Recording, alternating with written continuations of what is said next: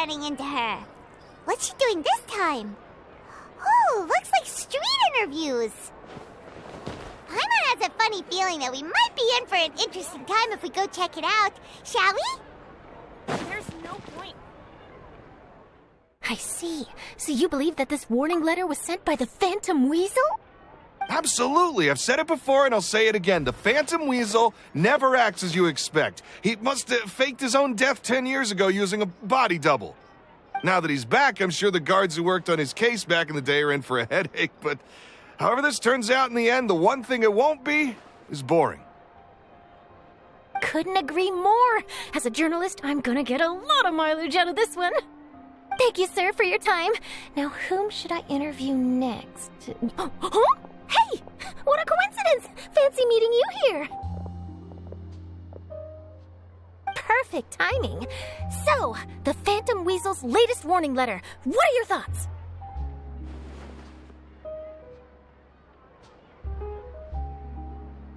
Yeah, this is the first time we're hearing of this one. Could you clue us in? Huh? Oh, sorry. Yes, this case is from a decade ago. I guess you wouldn't know about it. Well, not to worry. You're in good hands because I'm a professional. The story goes like this. 10 or so years ago, a phantom thief became active in the court of Fontaine. Known only as the Weasel, nobody knew his true identity, and the authorities never managed to catch him. Wow, cool! He sounds like one of those mysterious night burglars that you read about in novels. Precisely. Well, except the part where they actually have a good reputation. Our Weasel targeted whatever people held dear, and no one was safe from his predations. He would just as soon steal a necklace from a rich merchant's safe as he would a toy doll given to a commoner child for their birthday. I know. The phantom thieves you read about in novels rob the rich to pay the poor, but this guy did not discriminate. Unsurprisingly, this didn't work wonders for his public reputation. Every man and his dog wanted to see him behind bars. Yeesh. So, did they catch him? Not exactly. There's a good chance that the Weasel would still be at large to this day if it hadn't been for an accident 10 years ago. A magician named Caesar fell to his death in a botched high-altitude escape performance. When the police went through his personal effects, they found a hoard of stolen loot and gadgets used for criminal activities. And that was how the Phantom Weasel's identity was revealed to all. Sure enough, thefts in Fontaine went down after Caesar's death. But today, 10 years on, the notorious thief has once again issued one of his warning letters and pasted it on the gate of the Opera Epiclese for all to see. I had to squeeze through the crowd this morning to get a photo as soon as I heard. Here, it's this one. So, this is the warning letter, huh? Let's see what he wrote. 3 days from now, when evening falls, I shall take from you that which you hold most dear at the Opera House, just as you did to me 10 years ago. This is, without a doubt, a clear declaration of criminal intent. After years of laying low, the Phantom Weasel is back with a vengeance. What once seemed like an open and shut case has been blown wide open again. But why has he reemerged now, and what does he want? I sense an epic scoop, and I'm going for it. Uh-oh. If this thief will steal anything that other people value, does that mean even we might be targeted? Really? Oh, let him try. In fact, Paimon's gonna eat all our snacks right now. Let's see what he can do about that. Okay, the people have spoken. It's clear that the public are very concerned about the Phantom Weasel's reappearance. Let's see, I've got a photo of the letter, my interview notes. Yep, that should be enough to form the skeleton of my article. It does feel like something is missing, though. Something exclusive. Who should I interview next? I need someone with a more concrete connection to the Weasel.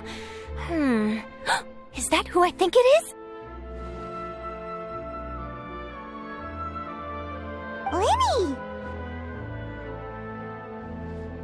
Magic, magician, Caesar, the Phantom Weasel! That's it! Let's go interview Lyney!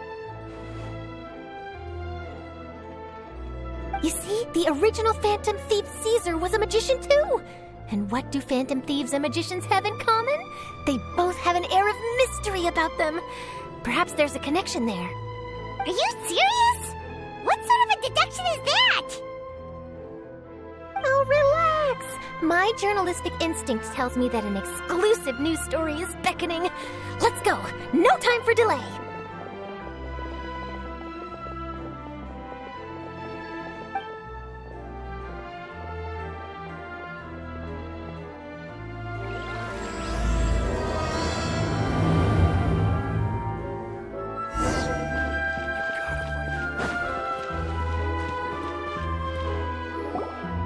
Wow, Mr. Magician! How did you know which card I picked? Oh, it's simple. Come closer and I'll let you in on my secret. Magicians have a special skill called telepathy, which means we can read other people's minds. Really? Then, what am I thinking now? Well, first you need to relax, because I can see that you're clenching your fist in your mind, as if to say, no, I mustn't let him guess it. Aww.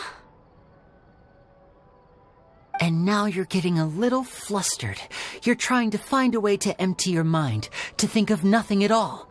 But the more you try to hide a secret, the easier it'll come out. You snuck out from home today, didn't you? You told your family a little lie so you could come out and play. Now, that's not a good habit. You can tell? Oh boy, you really can read my mind. Of course. Oh, and that's the end of my performance. You should really be heading home. Remember to apologize to your family, all right? They must be worried about you. All right, got it. Bye, Mr. Magician.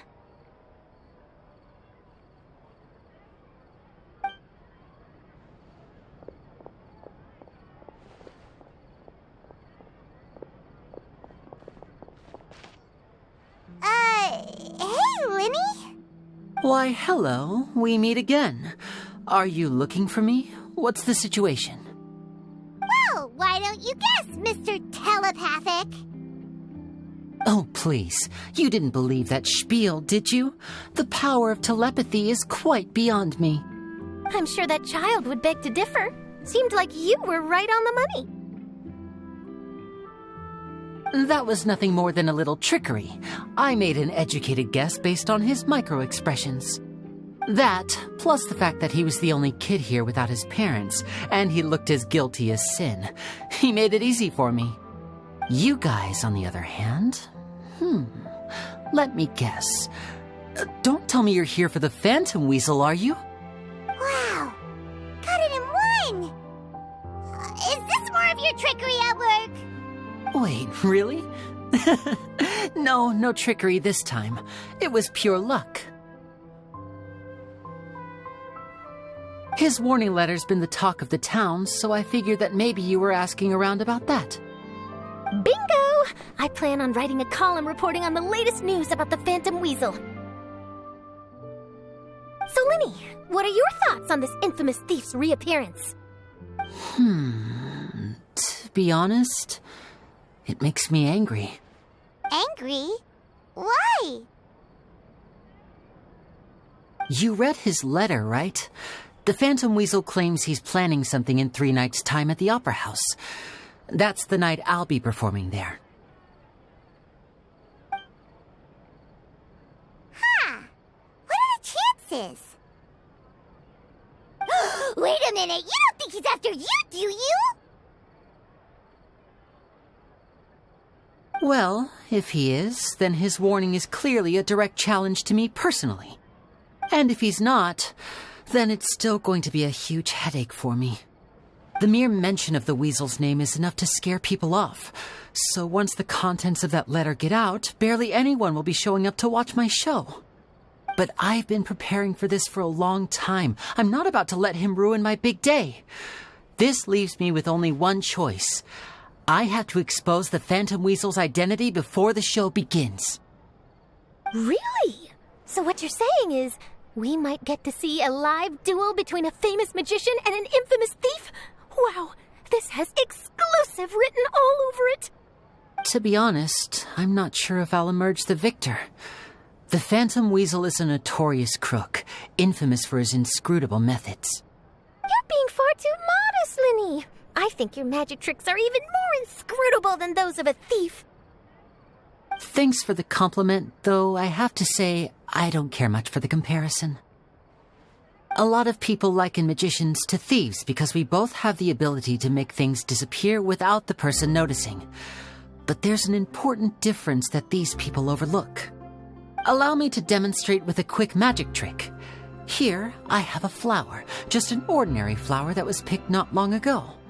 Watch it carefully now. 3, 2, 1. It's gone! That's the question. Where did it go? Therein lies the difference between us. Thieves make precious things disappear, but only magicians make them reappear. If I could now invite you all to check your clothes, there might be a surprise in there somewhere.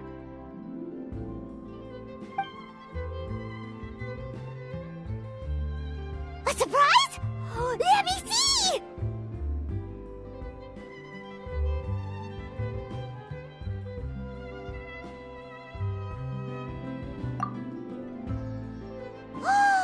It's right there! But how? You haven't moved this whole time!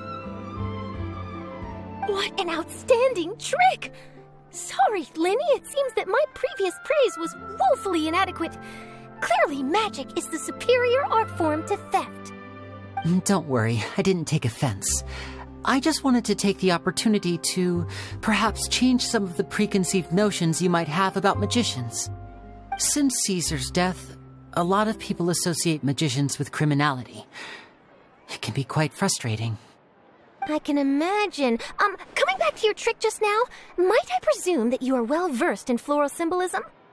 For example, magicians often use rainbow roses in their flower-related performances to represent passion and romantic encounters. But you used a Lumidu spell, which, if I'm not mistaken, allude to separations. I'm curious to know if there was any deeper meaning behind this choice. Impressive knowledge. It's no wonder you're such a successful journalist. But I'm afraid I don't know the first thing about floral symbolism. I'm just in the habit of using Lumidu spells in my magic. It sounds like something I should look into, though. I'll buy myself a copy of Fontaine's Floral Language Facts when I have some time. But it'll have to wait until this Phantom Weasel business is behind us. Well noted. In that case, this brings us to the end of our interview. I, for one, am looking forward to the final showdown between you and the thief. Please feel free to get in touch to update me on any further developments. Otherwise, I will of course see you at your show in 3 days' time, but let's hope the Phantom Weasel is caught by then. If there's nothing else, I'll be off. You've given me lots to work with here, and I've got no time to lose if I want to write that exclusive piece. I'll see you all later.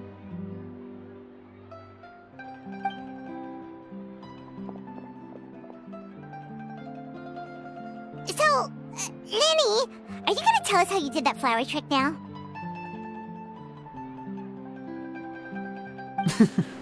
I'm afraid that's my little secret. Aww. Well, magicians are entitled to their secrets. But Paimon's really itching to know how it's done. You feel it too, right? So itchy. Not so itchy then, huh? Well, since you're so concerned, how would you like to serve as my temporary magician's assistants and help me investigate? Magician's assistants? Oh, that sounds fun! Assistants are technically magicians too!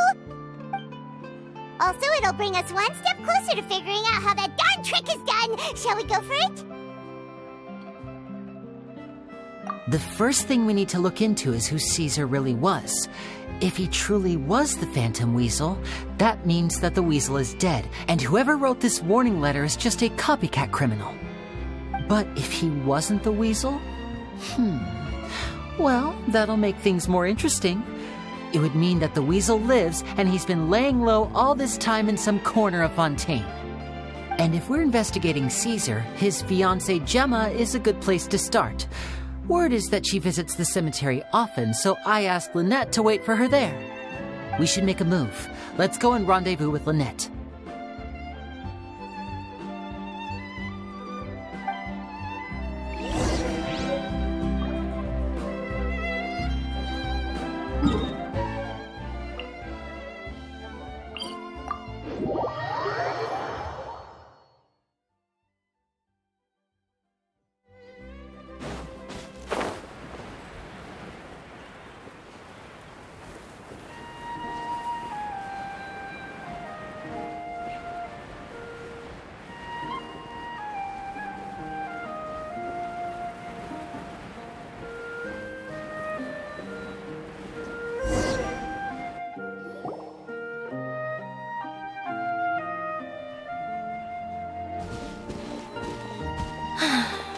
You took your time. Sorry, I bumped into the Traveler and Charlotte en route, and we ended up chatting for a while. It's been a while, Lynette. We're working as Lyney's temporary assistants in the investigation of the Phantom Weasel. Thank you. It's good to have you helping.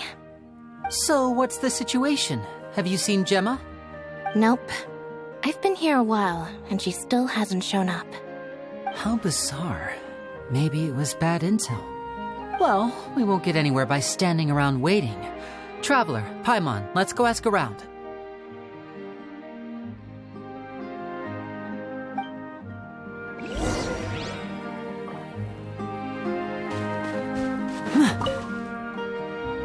Excuse me, good sir. Do you by any chance know a Gemma? Gemma? You mean Caesar's fiancée? Sure I do. What's this about? I'm just trying to get a hold of her because I need her help with something. I heard she comes here a lot. Yeah, she does.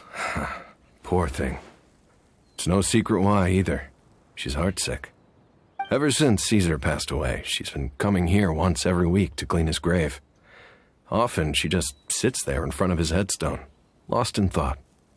Sometimes she talks to herself.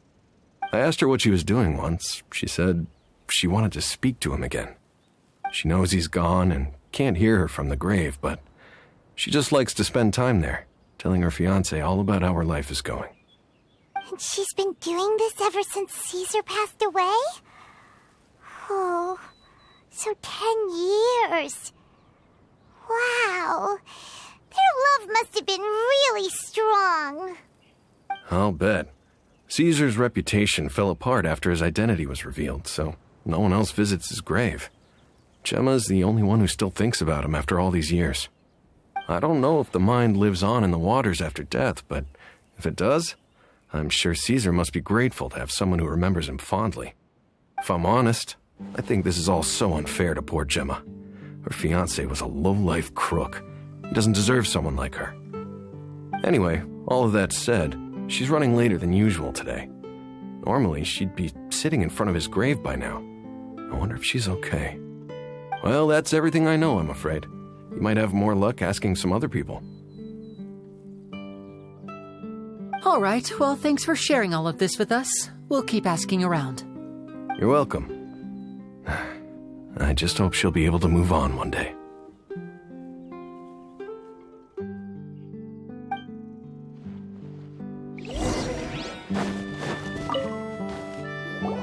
Did you hear the news? They're saying the Phantom Weasel's back. You're kidding. Wait, isn't he dead? I don't know anymore. All sorts of news flying around nowadays. I can never tell what's true and what isn't. But what if, just hypothetically, I mean, what if this weasel's the real deal and Caesar was framed? Called it. Seriously, 10 years ago, on the day it all went down, I said to myself, you know what? This guy's been set up. The Caesar I knew was a good guy. He gave balloons to children on the street, for Pete's sake. What, are we supposed to believe that he was a balloon thief or something? Give me a break. Oh, please. weren't you the one cursing his name to high heaven when the police announced the news? You were all, that gosh darn lousy son of a, you think you know a guy, or words to that effect. Wait, did I say that? I don't seem to recall.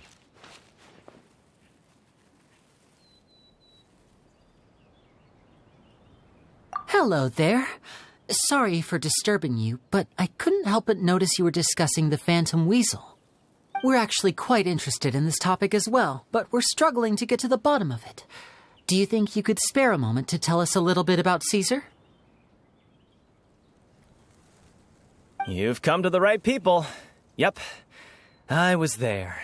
Back when Caesar used to perform magic tricks on the street. He was a great magician. The best trick I ever saw him do was pop a transparent balloon, only for a whole bunch of doves to fly out from the inside.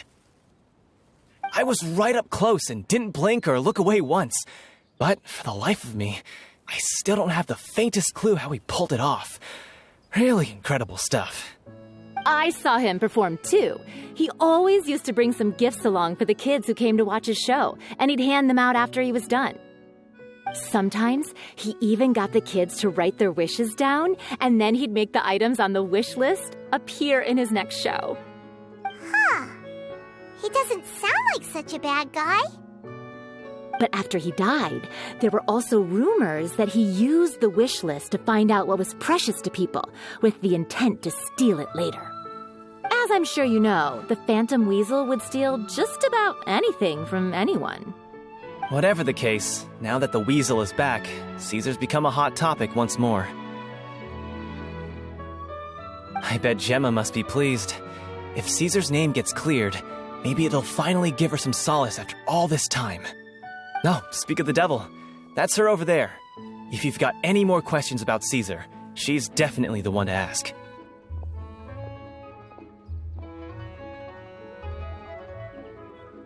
So that's Gemma. Is it just Paimon, or does it look like something's wrong? Wait, it looks like she's injured. Come on, let's see if she's okay.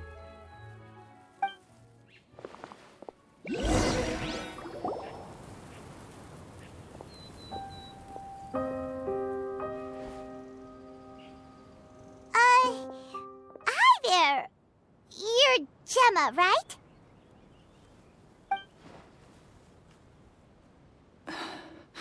Who's asking? Don't be afraid, we mean no harm. It looks like you're injured. How bad is it? Thanks for your concern, but you didn't answer my question. Who are you, and what do you want with me? My name is Lyney, and this is my sister Lynette. My name's Paimon, and this here's the Traveler. We're investigating the Phantom Weasel. The Weasel posted a warning letter this morning. If he still lives, that means that Caesar was falsely accused. You knew Caesar better than anyone else. So if you're willing, we'd love to hear what you think about all this. I promise you can trust us. We won't hurt you. In fact, we'll do all we can to keep you safe. I never believed that he was the Weasel. Huh. I suspected as much. Okay, so going back 10 years, do you remember anything strange in the weeks leading up to the accident? Did Caesar have a falling out with anyone, for instance? No, not that I know of. Got it. All right, sorry for disturbing you. If you don't have any more questions, please leave. I want to be alone with him.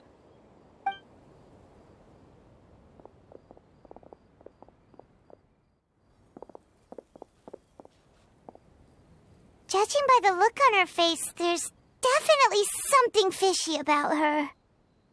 She's lying. She definitely knows something. That's fair. We're just a bunch of strangers who showed up and started questioning her about things that happened a whole decade ago. It makes sense that she'd be wary around us. In any case, I doubt we'll get any further here, so let's call it a day. Meet me outside Hotel de Boer tomorrow, and then we'll start the next step of our plan.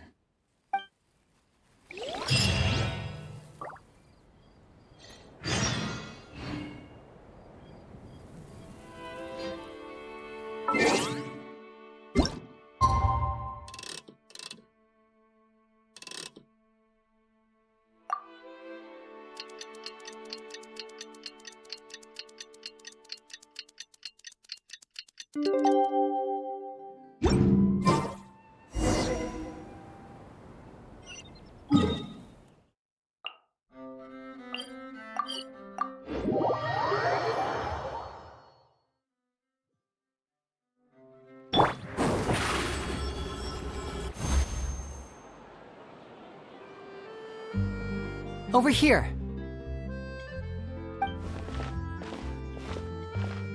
Lynette's not joining us today? I've had her follow Gemma and see if we can make any inroads with her. They should be at a cafe right now. Still, I don't think that Gemma's likely to open up to us. So, we need a contingency plan. Today, we'll be looking into a guy named Lorenzo, Caesar's former pupil and assistant. When Caesar passed away, all the stolen goods discovered in his home were confiscated and returned to their rightful owners. But Lorenzo was the only one privy to all his magic secrets, and he inherited his craft. Before long, Lorenzo was the next big magician in town, his fame surpassing even that of his master, and it made him very wealthy. He's since left the magic scene, though, and these days, he's a wealthy businessman with his fingers in a lot of different pies. I had to pull a lot of strings, but I managed to get him to agree to a couple of drinks with me. Be warned, though, I hear he's got a hair-triggered temper.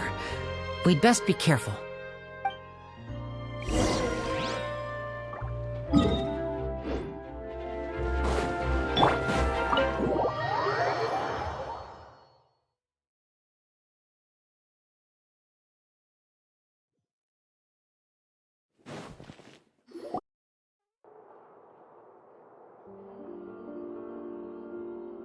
You neglected to mention that you were bringing 2 other people with you. My apologies. These 2 are my assistants. When they heard that I was meeting with the former magic maestro himself, they begged and pleaded with me to bring them along. And if it's no trouble, a couple of autographs would really make their day. Oh, forget the pleasantries. Just sit.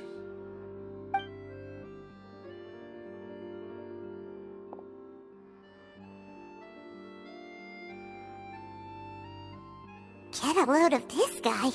Forget the pleasantries, he says, but he looks pretty happy about Lyney stroking his ego. I only agreed to meet since we're both magicians. Do me a favor and cut to the chase. I have more important things to do than drinking. Much obliged, sir. As it happens, the matter I want to address is also related to magic. Yesterday morning, a warning letter from the Phantom Weasel appeared on the entrance to the Opera House.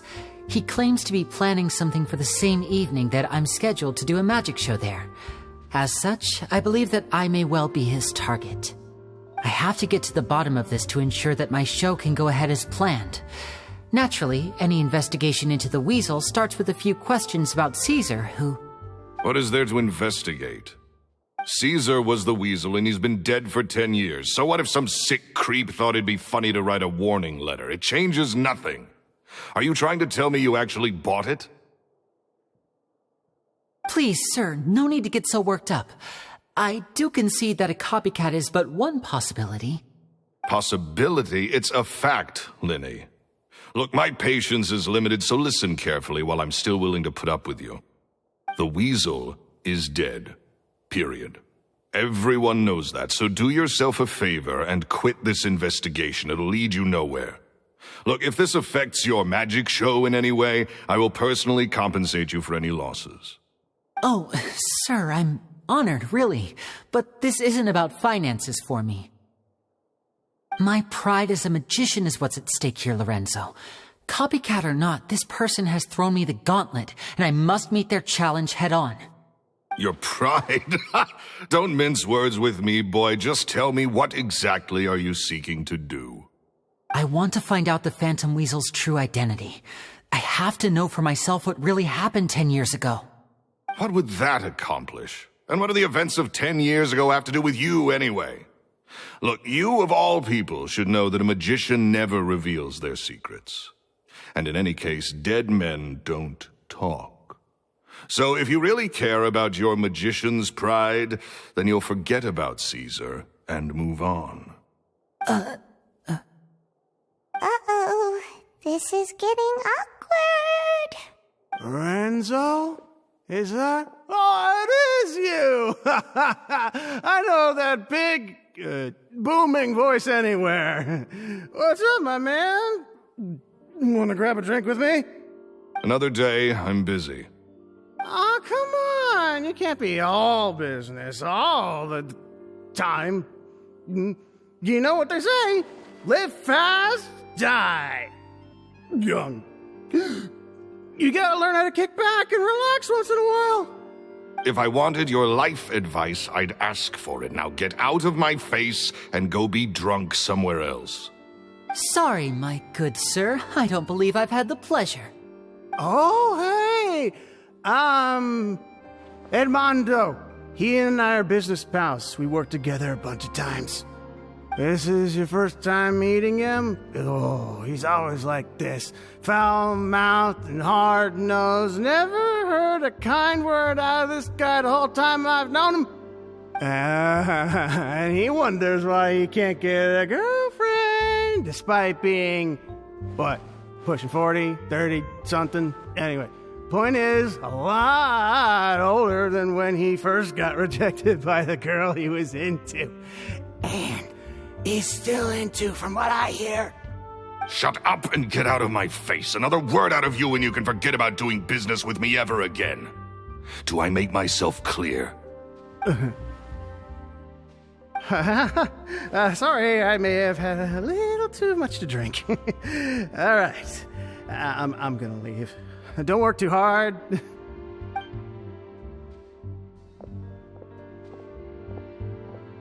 I think it's high time I made a move as well.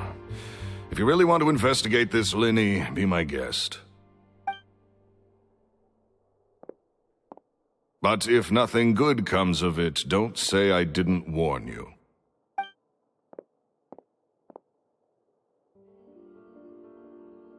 Well, that fell to pieces in a rather spectacular fashion. Any thoughts? Totally. And what was all that about compensating you for your losses? Why would someone you just met make an offer like that? He's gotta be hiding something. And not like Gemma. She was a little suspicious, but this guy's definitely covering something up. I think so too. We need to look into Lorenzo more closely. That guy Edmondo seems to know a thing or two about him. He only just left. Let's see if we can catch up with him.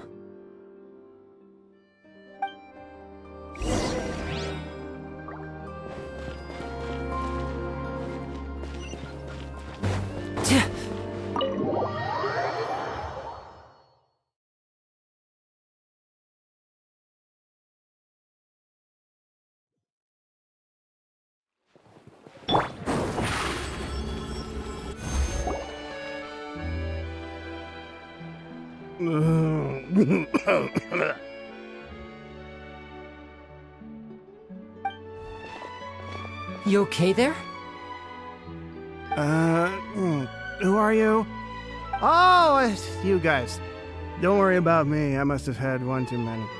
I just need to ride it out. I said way too much back there, didn't I? Yeah, I nearly talked myself into complete financial ruin. Note to self, no more drunken chats when Lorenzo's around. So, he was serious about threatening to cut you off? Ugh, Paimon knew he was a bad egg. Hey, keep your voice down. Don't go prying into Lorenzo's personal affairs. Bad things happen to people who ask too many questions, or make an enemy out of him. What kind of bad things? Don't even ask. I'm sorry, I'm gonna have to cut this conversation short. I'm not crossing that line again. And take it from me, trouble with Lorenzo is one thing you don't need in your life. You saw him flare up back there. I don't know what you said to him, but clearly it touched a nerve. That's not a good sign. You're too young for this. Don't get in over your head. I'm leaving.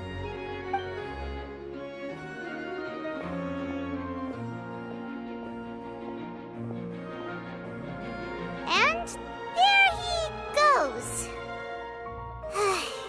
What do we do now, Lyney? Shh. I think we're being watched. Someone was listening in to our whole conversation. Don't say anything and don't look back. Any altercation in the city will attract the guards. We'd better take this elsewhere.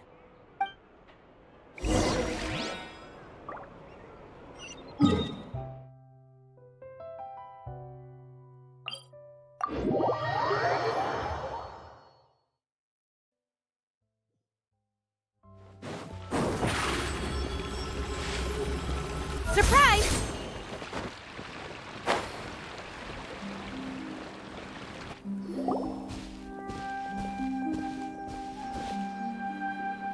You followed us a long way. Why don't you come out and introduce yourselves? So you're Lyney. And where's your sister? Ain't she with you today? Save us the trouble and go fetch her for us. Let's not drag this out. Paimon doesn't like the tone of your voice, mister! Who sent you, huh? Save your questions, missy. You ain't gonna need answers where you're going. Capiche? Looks like we can't avoid this fight. Now, I'm not the strongest fighter, so I hope you're ready to back me up. Don't worry, we got this!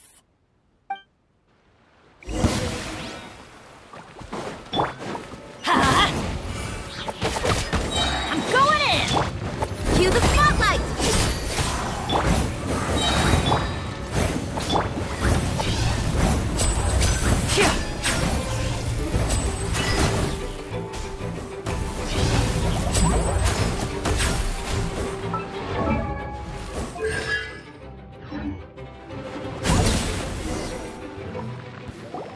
Curses. They're tougher than we thought. Vision wielders are always trouble. Intimidation ain't gonna work like it did on the lady. Come on, let's scram! Hey, wise guys! We ain't through with you yet! Oh, they got away!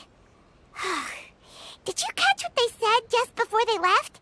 Something about intimidating someone else. Sounds like they just wanted to rough us up as a scare tactic, and they've already done it to someone else, but who? You're right. She was injured when we saw her yesterday, and she acted like she had something to hide. Maybe she was too scared to tell us the truth because those guys had threatened her. Well, if that's the case, she should be more willing to open up to us once she learns that those thugs won't be bothering her anymore. Let's head back to the cafe and see if we can get any information from her.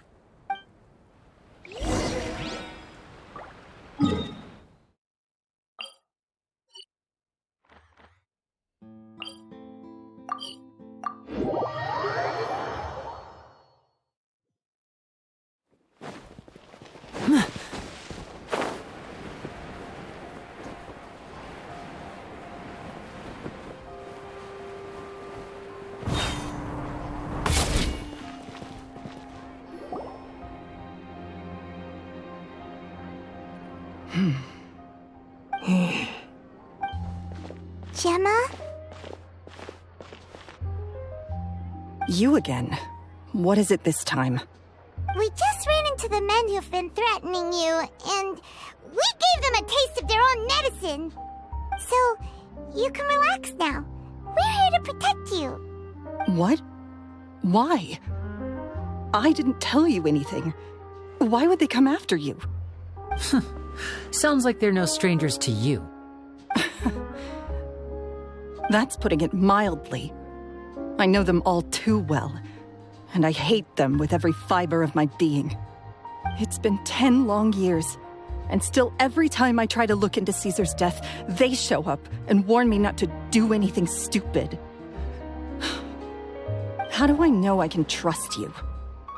Do you really think you can get to the bottom of it all? And why are you doing this? I'm afraid I can't reveal all the details just yet, but I can promise you this. I will expose the Phantom Weasel's true identity. Because you see, this is a personal matter of the utmost importance. I give you my word. Trust me. Okay. How can I help you?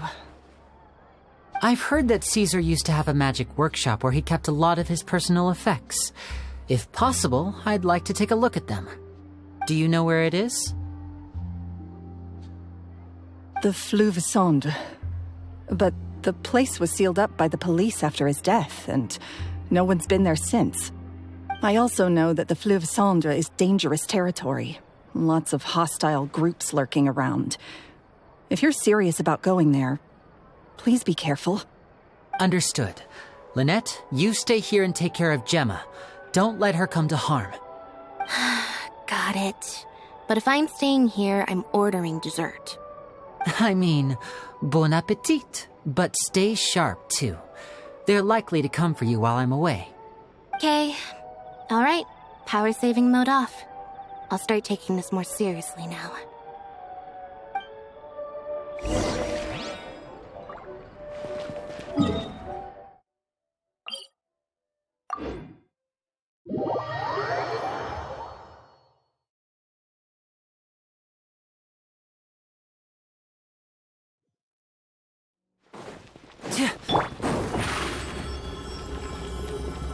Zip on up!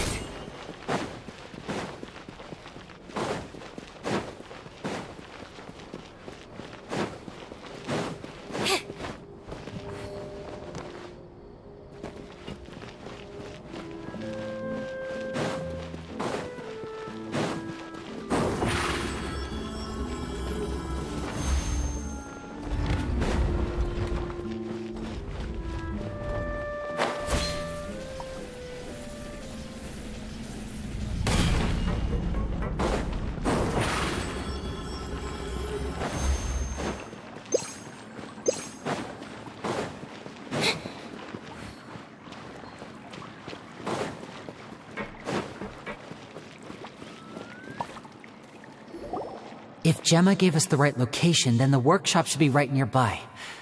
Huh. Looks like these boxes are blocking the entrance. Let's shift them away first. There we go. It should be just down here.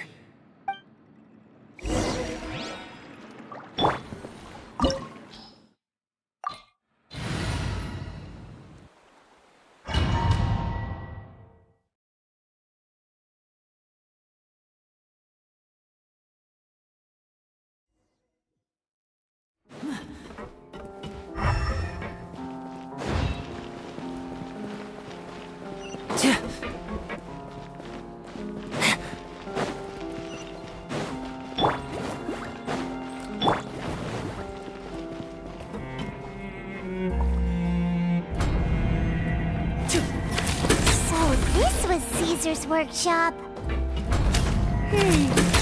Nothing suspicious here, just normal magic props. What's hidden further?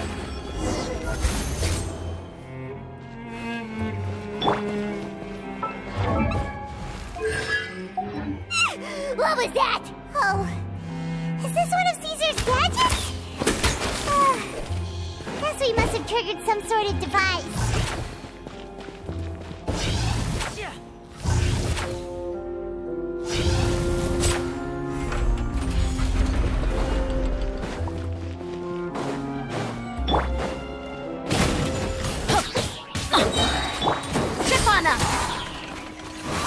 Teamwork is dreamwork! Huh? You're toast! Nice and spicy! Be amazed!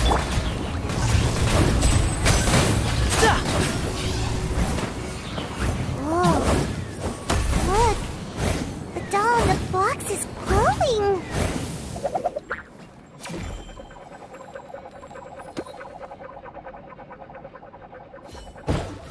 There's something written on the card on this doll.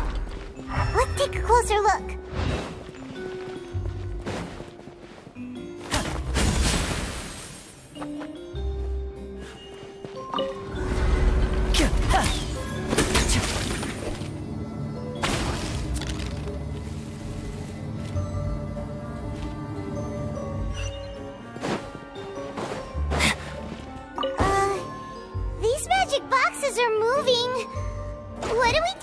One of them looks different from the rest.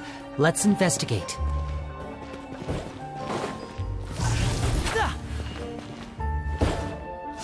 Got it. We're supposed to find the box that lit up at the start, right? There should be another wish list inside. Let's keep trying.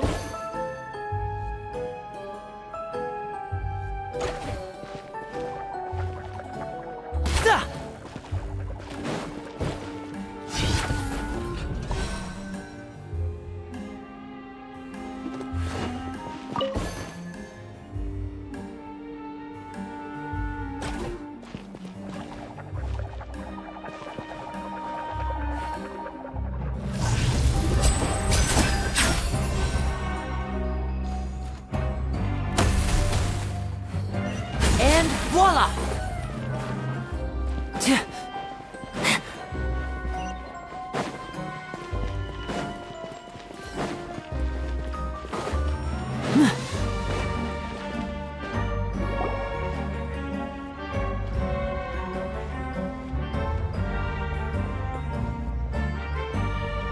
That's weird.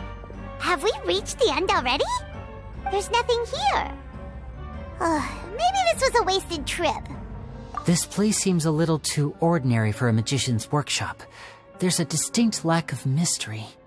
We've triggered quite a few devices on the way here. I'm starting to wonder whether Caesar built this whole place as one big, elaborate magic contraption. If so, then there must be more to this place than meets the eye. Maybe a hidden room somewhere. Aha! If I just move this book, then hopefully... And... Press! A secret passageway! How did you know? I'm a magician too, and apparently great minds really do think alike. Looks pretty big inside. Let's head in and take a look around.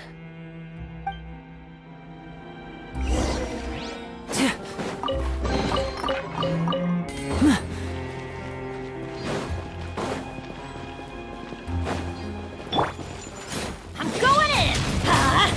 Boba, get them! Hey, Here comes the finale!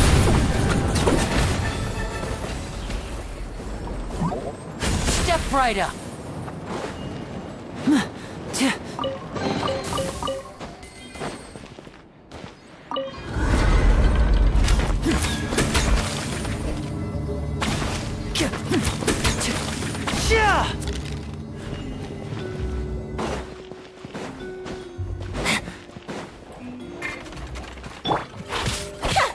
Everybody stand back! Cue the spotlight! Surprise!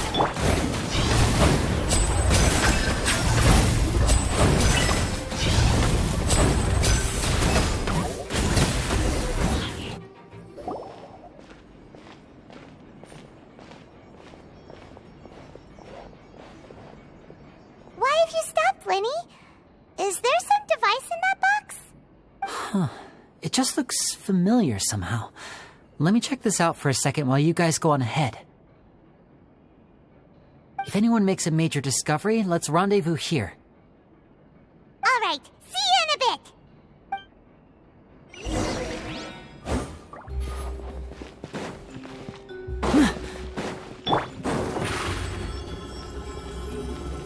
Step on up!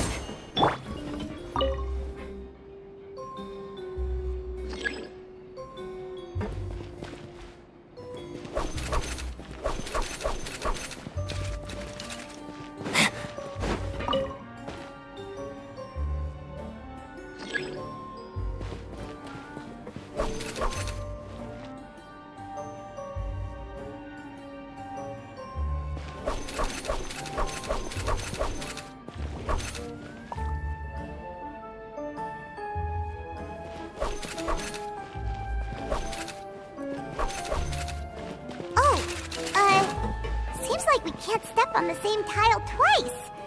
Guess we've got to finish it in one run, huh?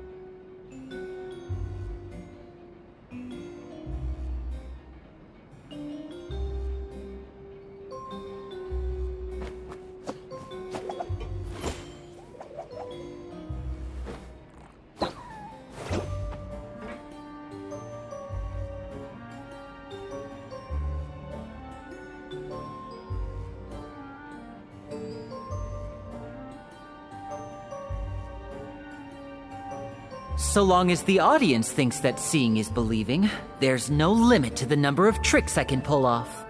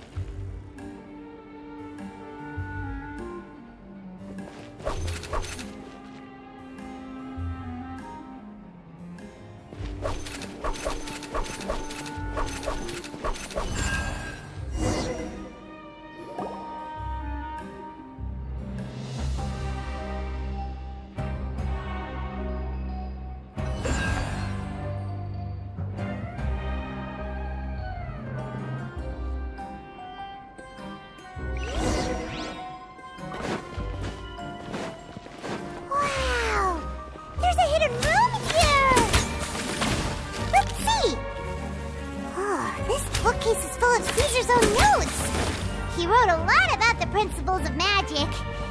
Whew. Much too advanced for Paimon. Hey, look! Is that Caesar's diary on the table? This book's thick as a brick! Let's take a peek inside it, shall we?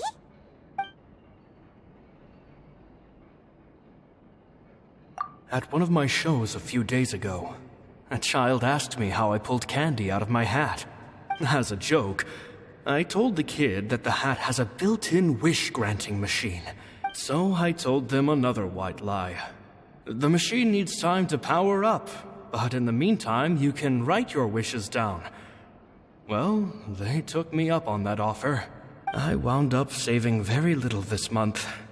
But that's not a major issue. I now have a bigger problem. How am I going to hide all these things inside my hat? 2 children came to talk to me after today's show. I don't know why they were out on their own. They looked much too young to be unsupervised. I do hope they got home safely. Anyway, they said that they wanted me to teach them how to do magic. It's not uncommon for children to ask this, of course, but I've never seen any of them as serious about it as these 2. I told them that learning magic is very hard work. But that didn't faze them at all. It's like they already knew. They seemed so committed. I couldn't turn them down.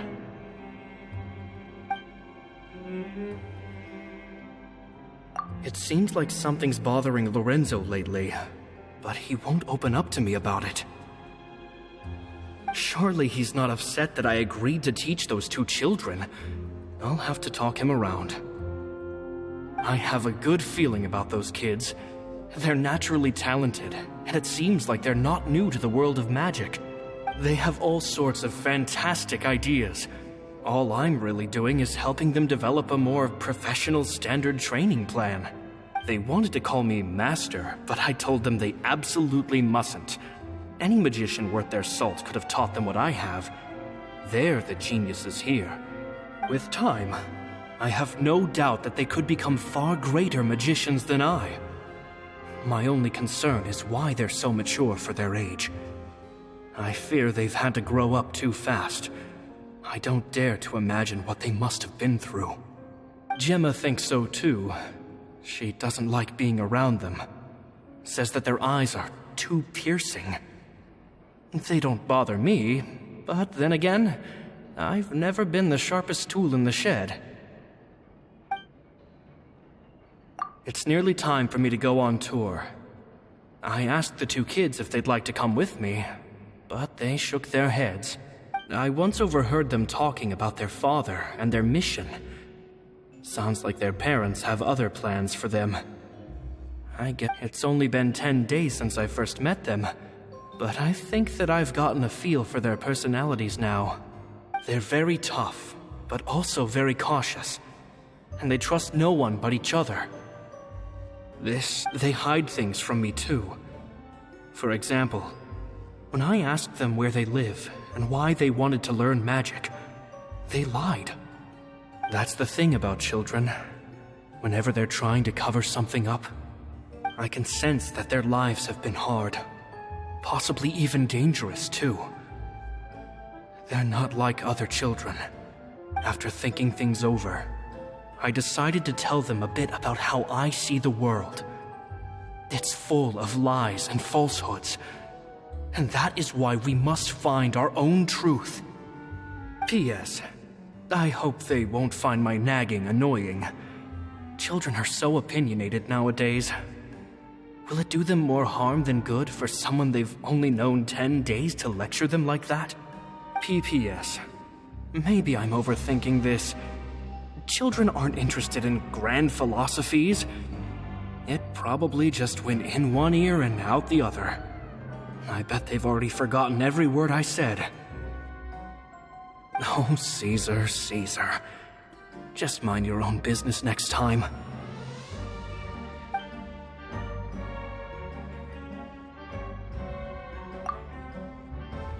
Two magic geniuses with a father and a mission, huh? Sounds a lot like he was writing about Lyney and Lynette, don't you think? So did they meet Caesar when they were kids? Let's go ask Lyney!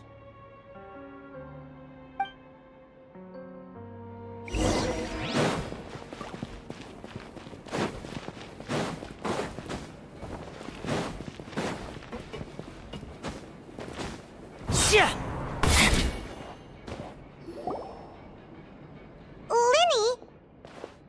Shh, hold that thought. As I expected, there's a lot of fishy things going on in this place. Fishy? Uh-oh, what have you found? All in good time. Before we go over our new leads, I want to tell you how a high-altitude escape is performed. First, the magician slots themselves into a magic box in full view of the audience. The box is then suspended high in the air, and a short while later, the base automatically opens. At this point, a dummy will fall out of the box, but it looks real enough to grab the audience's attention, and they start wailing and screaming. Meanwhile, the real magician, who has by now blended into the crowd, waits for a good moment to make their appearance and put on a hysterical performance. Oh no! Is that me? Did I just fall to my death? Very vivid description. Paimon can really picture it. And then what?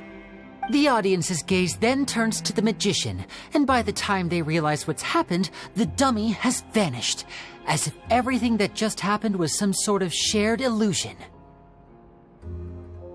Of course, that's just how I think the process should work, theoretically speaking. The inventor of this trick never performed it successfully. When the box opened, Caesar was the one who fell out, and not the dummy.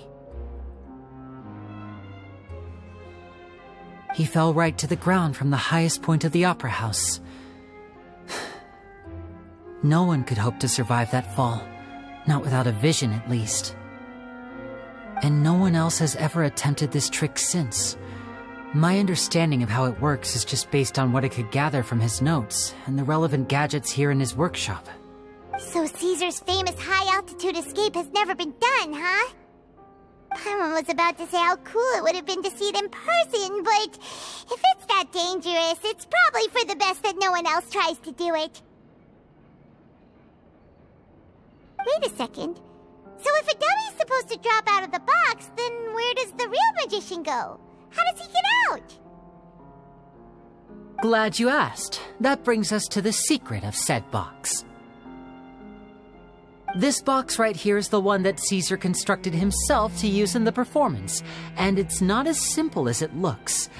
Inside, there's a device that only the magician himself would know about. Once the magician's inside and the box is lifted up into the air, the audience's view of the box is fixed at a certain angle. From where they're standing, they have a clear view of the front, sides, and bottom, but the back and the top are now no longer visible. At this point, the magician presses a button inside the box, opening a secret door out of view. He then escapes through this trapdoor onto the opera house roof, waits for the dummy to fall and distract the audience, and quietly returns to ground level. That's way simpler than Paimon imagined. Even Paimon could probably do it. Well, there's a little more to it than that, of course. The hardest part of this trick is controlling the audience's mood and reactions. That takes an exceptional degree of showmanship. There's the falling dummy, the miraculous reappearance, the pompous performing. Maybe the magician would even have themselves tied up before it begins to strengthen the impression that there's no escape.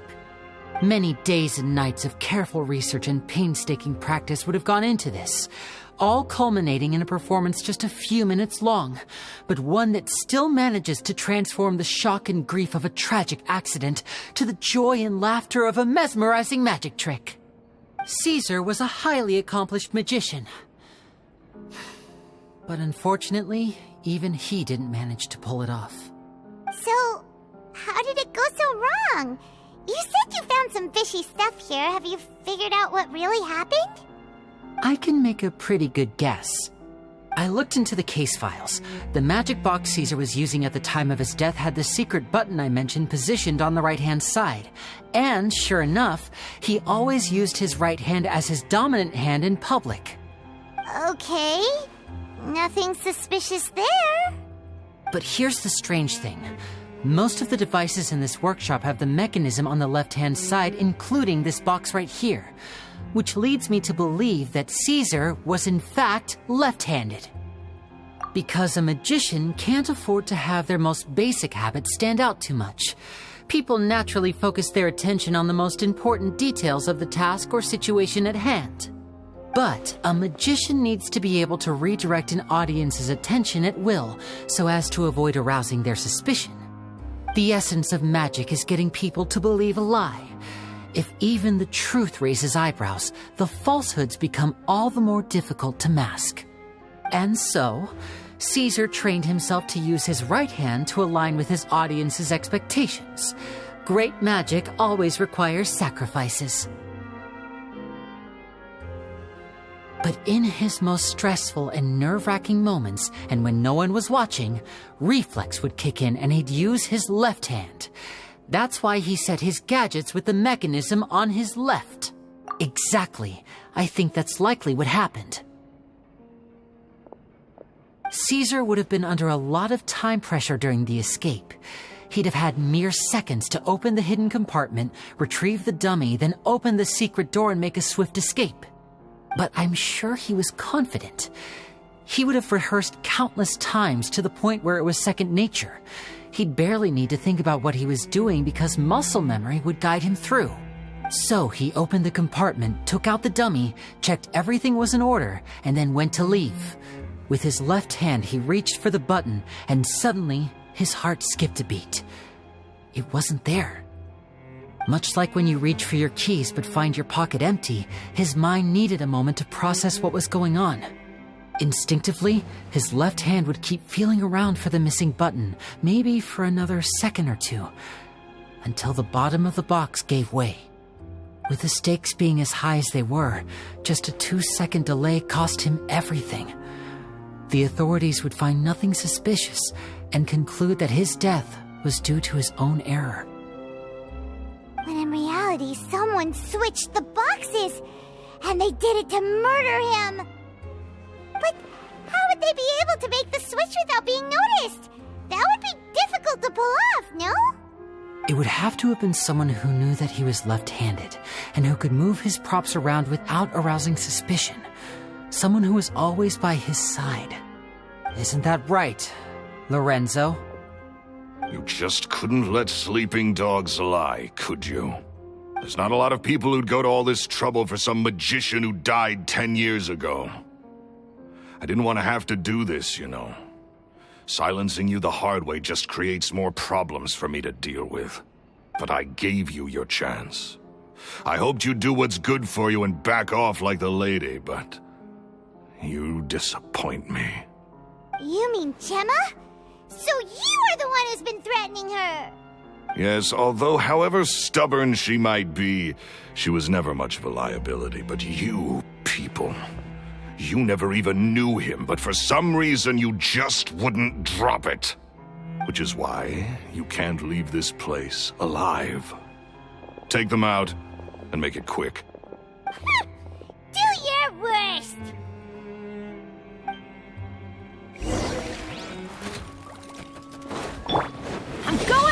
Let's light it up! You're toast! Out of the frying pan! Let the magic begin!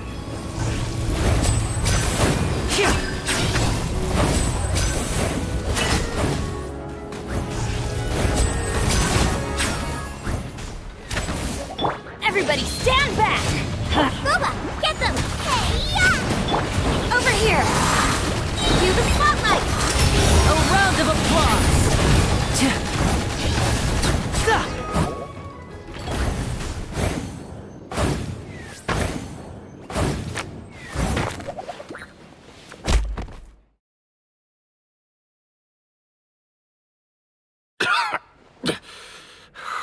You kids are tougher than you look. Had enough yet, Lorenzo? Your cronies can't help you now. I think it's high time you started talking, and what I'd really like to know is, why did you murder Caesar? If I had a mora for every time you said that man's name. Of course you idolized Caesar, everyone else did. But I was the real genius magician. Me! He was just an amateur who did cheap tricks for gullible children. I was the one who made magic into the fine art it is today. The aristocrats doffed their hats to me! So it was jealousy. Jealousy. Hatred, more like. I hated Caesar. All he cared about was his magic. He lived and breathed it. He poured everything into his street performances and his stupid tours like it was just a hobby to him, never bothering to think about Mora. What sort of fool devotes their life to the art of deception and never has a Mora to show for it? But the people loved him, didn't they? Oh, how they looked up to him. No one gave me a second look. All I ever heard was, "Oh, your master's amazing, isn't he?" Amazing. Yeah, so amazing that he was completely broke.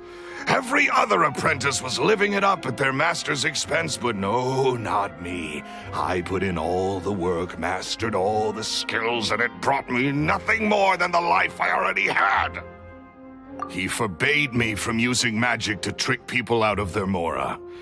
There was nothing he hated more than that.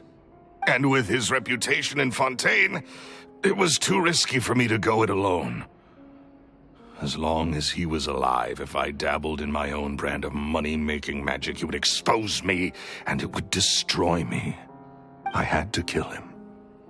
There was no other way. He had to go. And this was your only motive? It was reason enough. What other motive would I need? Well, I was under the impression that there might have been other factors at play. For instance, maybe you were in love with Gemma, but she was engaged to Caesar. In love with Gemma? Don't be ridiculous. Guess I was wrong about that then. Next question. Are you the Phantom Weasel? I am. Caesar was so strict with me. He insisted that his way was the right way, that the sole purpose of magic was to bring joy to the world. I never bought into any of that. I was more interested in the practical value of magic. Sure enough, it helped me fill my pockets with all kinds of valuable treasures.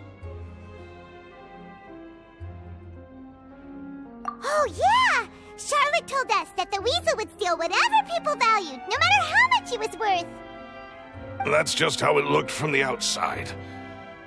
What would any thief want with second-rate loot? I've only ever targeted high-value items. I stole cheap things as a way of practicing my craft. It was other people's overactive imaginations that conjured up the preposterous image they then dubbed the Phantom Weasel. So, that's the story, huh? Well, I hope you're ready to tell it all over again during your trial. What choice do I have? You're a pack of wolves, and you've got me between your jaws. You've seen what's here, and my last-ditch effort to stop it getting out has failed. What? So be it. I've enjoyed power and wealth for the last 10 years, the likes of which Caesar could never give me. I wouldn't choose for things to end this way, but I regret nothing. Very well.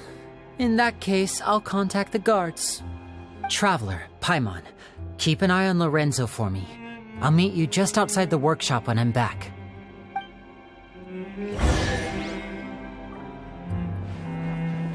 At least I can finally stop looking over my shoulder now.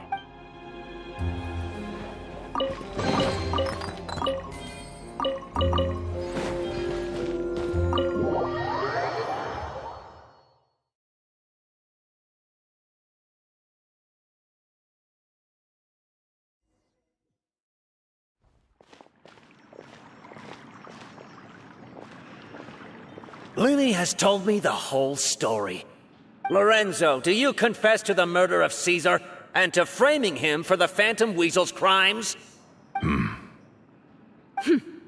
Look who's finally developed a conscience. What kind of disciple murders their own master? I hope it was worth it, because there'll be hell to pay.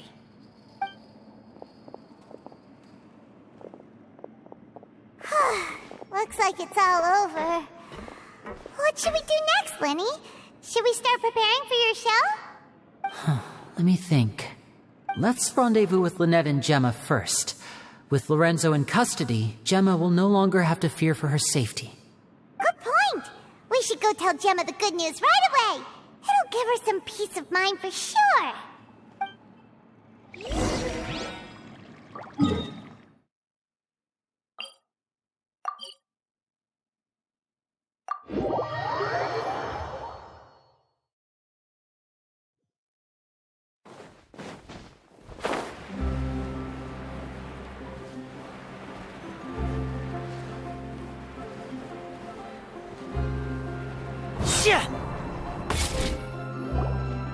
Ah, you're back. You were so quick. I've only just finished my third dessert. Your third? Lynette, come on, we've talked about this. Everything in moderation. You're not gonna have any room left for dinner now. It's fine. I'll shift to exercise mode and jog off the excess sugar. That's besides the point. Well, it's done now, but try to eat a more balanced diet in the future. Point taken. Did everything go okay? Of course! Lorenzo was no match for us. The guards are taking him into custody as we speak. Gosh, that's amazing. I'm sorry, I still didn't know if I could trust you, but now it seems I can. I had my suspicions about Lorenzo, but It's okay, we understand. He did threaten you. Paimon would find it hard to trust strangers in your position, too. But you don't need to be scared anymore. Everything's gonna be okay. Sorry. My emotions are all over the place right now. I've been waiting for this day to come for so long. I always wanted to report Lorenzo. He took all of Caesar's property, which I found suspicious, but I had people watching me all the time, so I couldn't risk looking into it. I was so afraid. I was scared he'd do something terrible to me, and then no one would be left to visit Caesar's grave. So I never had the courage to speak out. Thank you all. Truly. Thank you so much.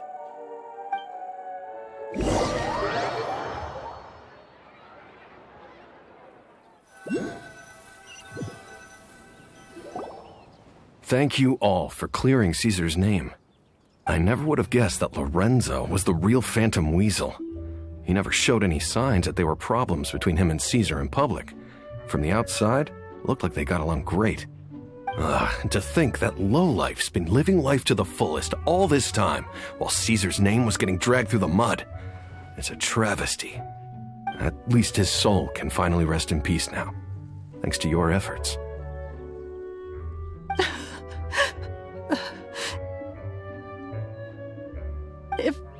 If only I'd realized. Before it was too late. Don't blame yourself, Gemma. This isn't your fault. Yeah, you still have the rest of your life to live. Caesar wouldn't want to see you spending it feeling guilty. Cheer up, Gemma. My brother's doing a magic show at the Opera House tomorrow evening. Would you like to come along?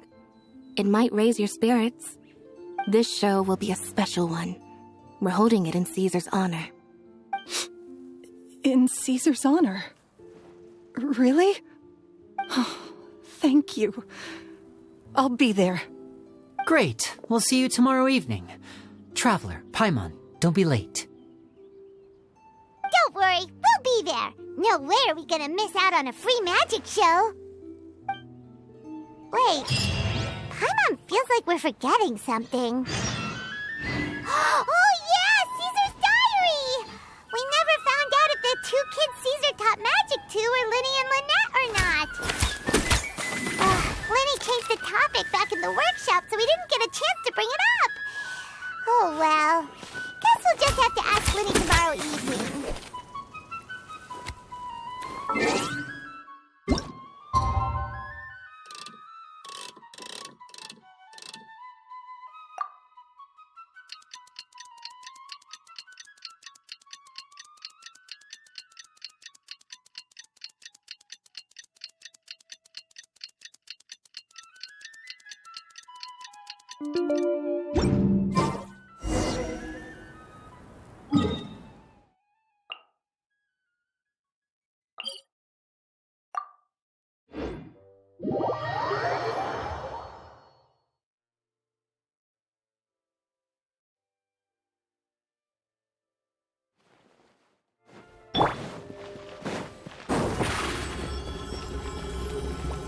Step on us!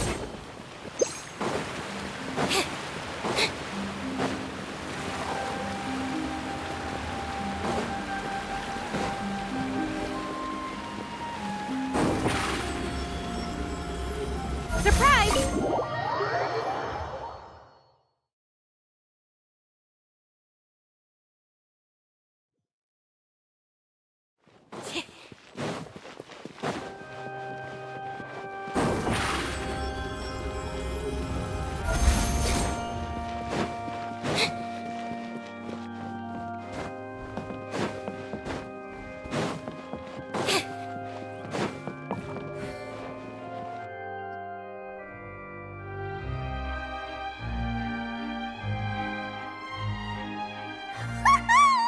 Paimon's excited to see another of Lyney's magic shows!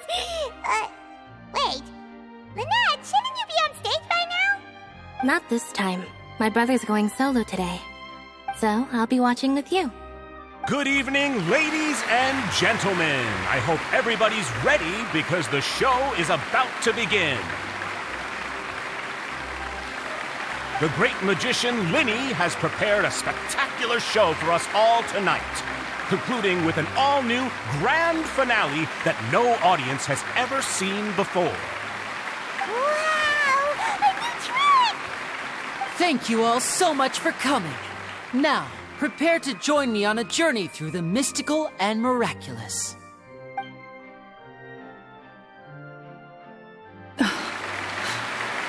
Exciting stuff, isn't it?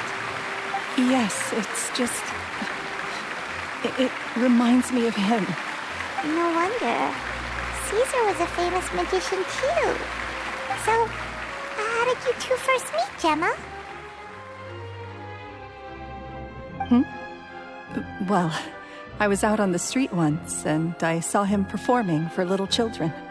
Children love magic, because they're willing to believe in things that can't be rationally explained. Caesar had this amazing way of bringing them into a dreamlike world. And somehow, I felt drawn to him too. So I went up and asked him to do a trick for me. Aw, that sounds so romantic. What trick did he do? It was with a flower. He took it in his hand, snapped his fingers, and it magically appeared on my head. I I was so happy that day. No one had ever given me a flower before that. Oh, that's so cute! Actually, now that you mention it, Lyney's done that one before. Is that right? Then I suppose he's a romantic at heart, just like Caesar. So let's treasure the time we have with him. After all, you never know when the people dearest to you might be gone. That's right. It's all over now. Paimon doesn't really know how to comfort you, but at the very least, no one's gonna be intimidating you from now on. You can breathe easy at last, right? Right. Yes, you can breathe easy now, Phantom Weasel. See? Even Lynette says... Wait, what? The Phantom Weasel? Lorenzo escaped? Where is he? What do you mean, Phantom Weasel? As Lyney once said, a performer's job is to commit fully to their role and put on a flawless performance for their audience. But once the bag of tricks is empty and the curtain falls, it's time to end the show. The spotlight is no place for someone with no more cards up their sleeve. It's been 10 years, Gemma. Aren't you tired of the grieving widow act? I think it's time to put an end to it. What are you talking about? Paimon doesn't like this riddle. Traveler, Paimon doesn't like where this is going.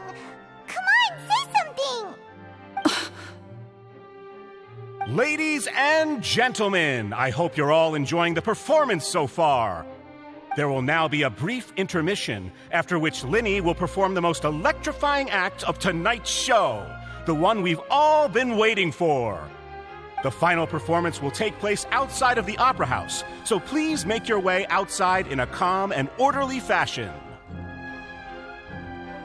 The Phantom Weasel never did like public places, did they? Don't worry, this place will be quiet soon.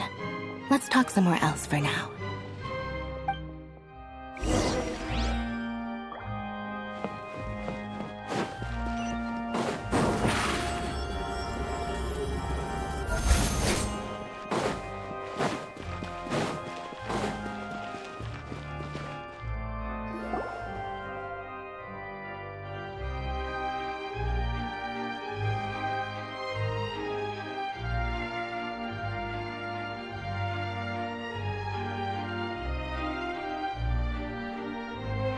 Dear me, this is awkward, isn't it? And unfortunately, I'm all out of gadgets, so I'm afraid I can't do any tricks to liven up the mood. This is a big mistake for a magician to make, but thankfully, I do have a backup plan. Now, who wants to hear a story? Lyney, don't we have more important things to address right now? Lynette accused Gemma of being the real Phantom Weasel a moment ago. Oh, what the heck's going on? All in good time. Magicians are good at guessing what people are thinking. I know the questions you want to ask. And as it happens, the story I'm about to tell might answer a few of them. Really? Well then, let's hear it! Paimon's dying of curiosity here! Let's go back to the very beginning.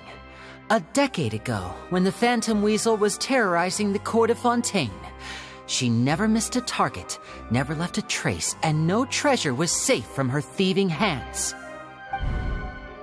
But as her infamy grew, so did the readiness of the police, and her opportunities to act became ever fewer. Every day, she ran the risk of being exposed for who she was. Of course, she could not simply take this lying down, and before long, she found her ticket to freedom. She would create a scapegoat, a false weasel to close the chapter on her behalf. After weighing her options, she set her sights on a renowned magician, Caesar. After all, magic and theft shared enough similarities for people to buy the story when the truth came out. So then what? Being the master deceiver she was, the weasel easily earned Caesar's trust. Now all that remained was to frame him for her countless crimes. But as she was considering how to make her move, she noticed Caesar's aggrieved pupil and a new thought entered her mind. Maybe I don't need to get my hands dirty after all. At her encouragement, Lorenzo tampered with Caesar's magic box, causing him to fall to his death. Afterwards, Lorenzo seized his master's property, and the weasel set about tarnishing Caesar's reputation. 2 co-conspirators committed the perfect crime.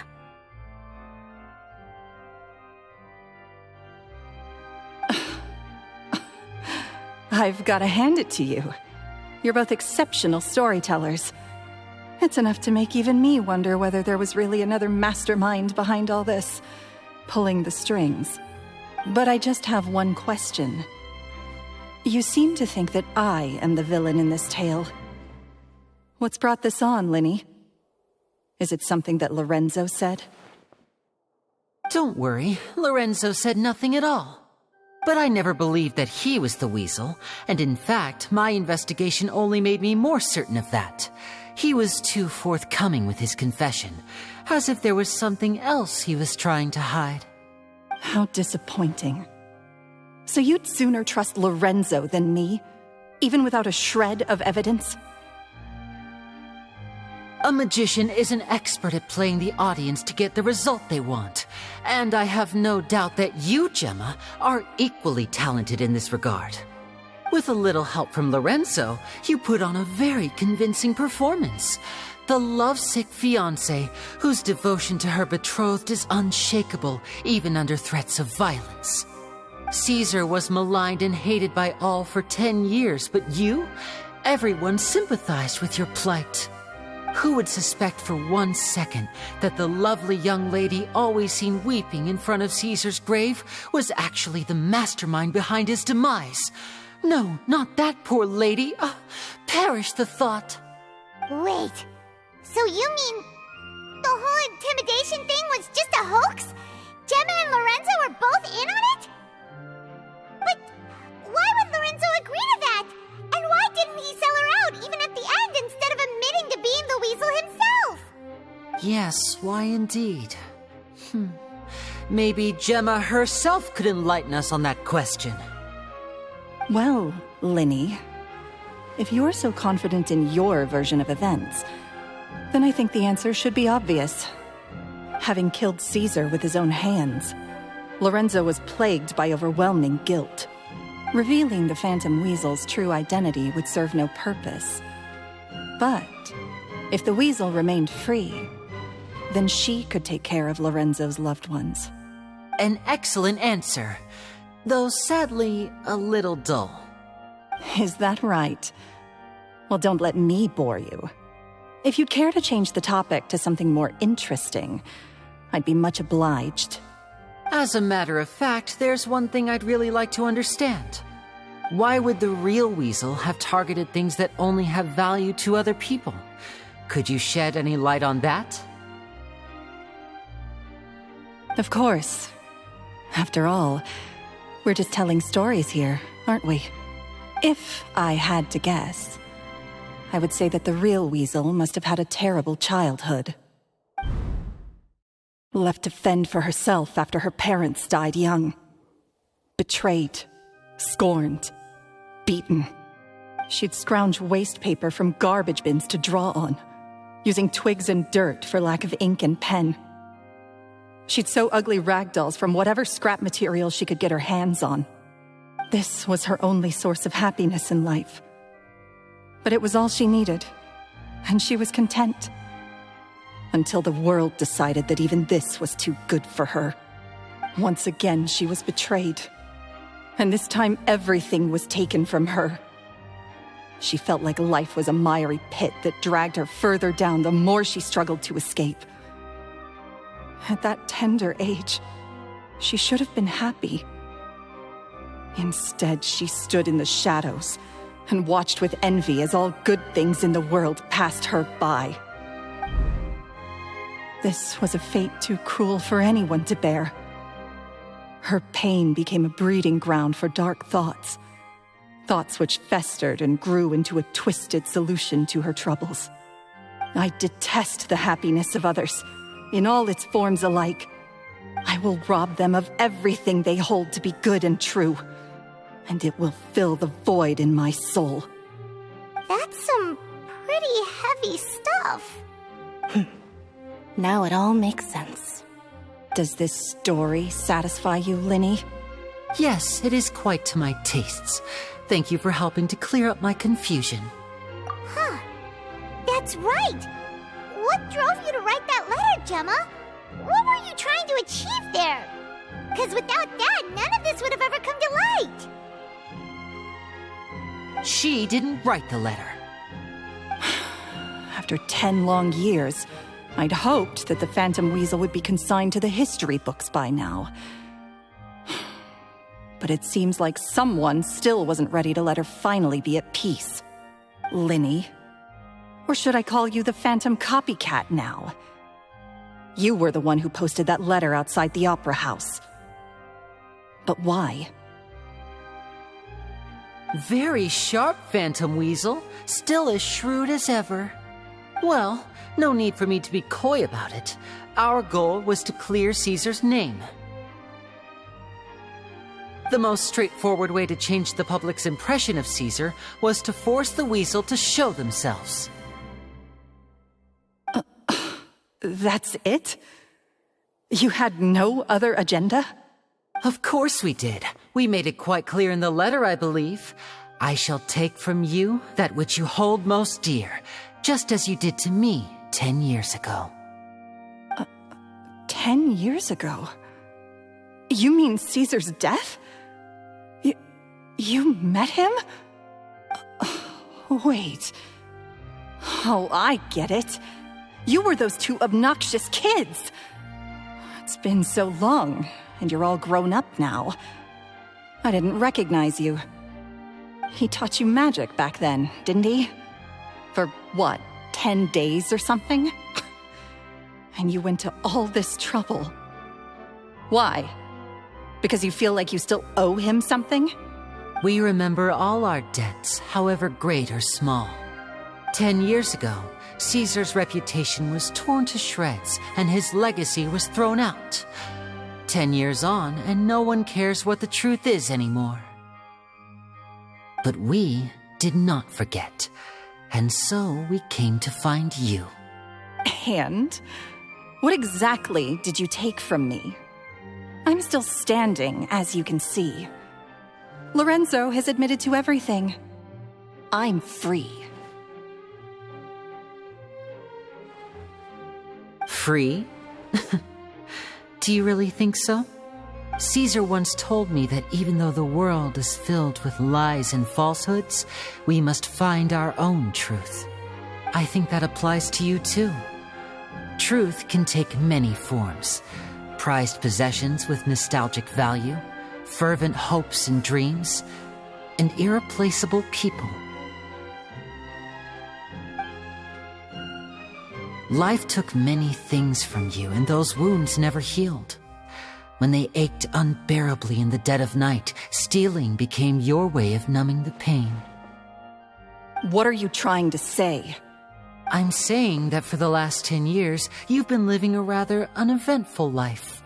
Perhaps that's because you found something other than a life of crime to fill the hole? Back to Lorenzo for a second. He murdered his own master, played along with your act, and took pains to make sure any suspicion would be directed towards him. But what did he have to gain from all that? He knew who you were and the things you'd done, and despite that, he was willing to give everything up for your sake. He's the reason that you haven't felt the compulsion to steal in all these years. You're more than just accomplices in murder. You're the only real friends each other has.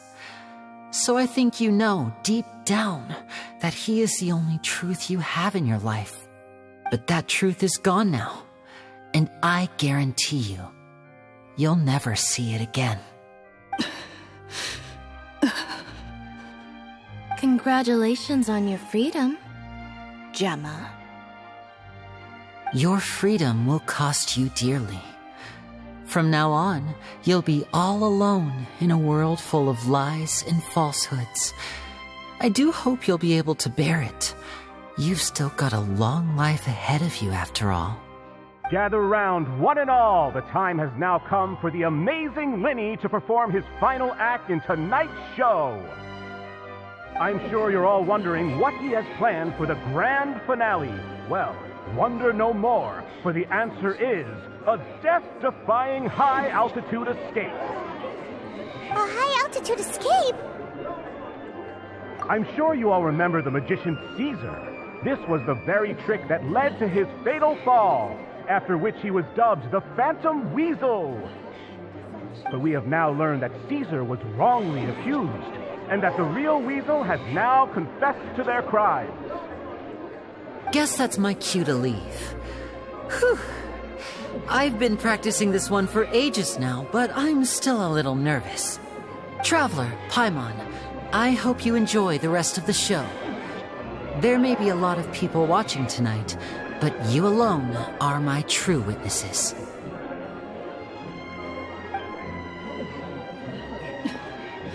Lyney, wait. You two hid a lot from Caesar. He went to his grave without ever knowing your secrets. So what about now? Are you an open book? You don't have to tell lies to end up isolated and alone. One day, you'll end up exactly where I am today. Maybe then you'll finally understand. You're wrong. I'm nothing like you. So, what are we, doing now?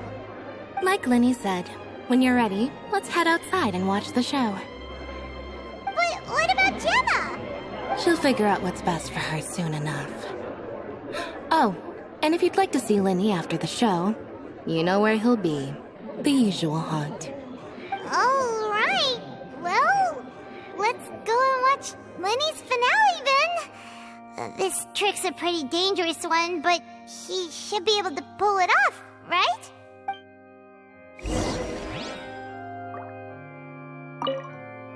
Magicians are not like thieves. Thieves only tear things apart. But good-hearted magicians, they put things back together.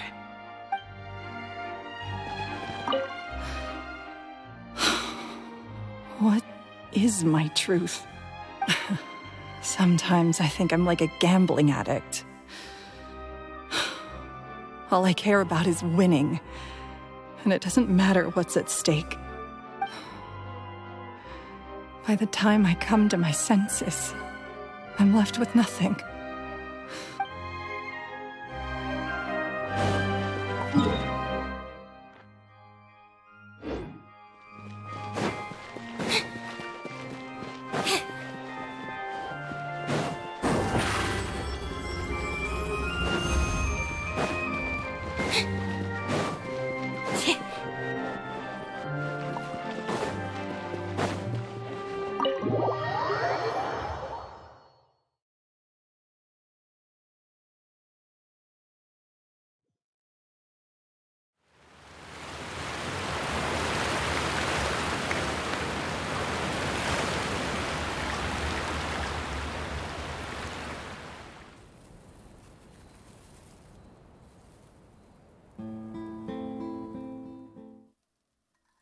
Magic should be mysterious, surprising, and defy logic.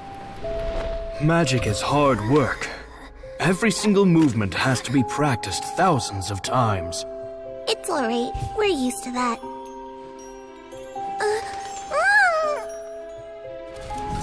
We're sorry.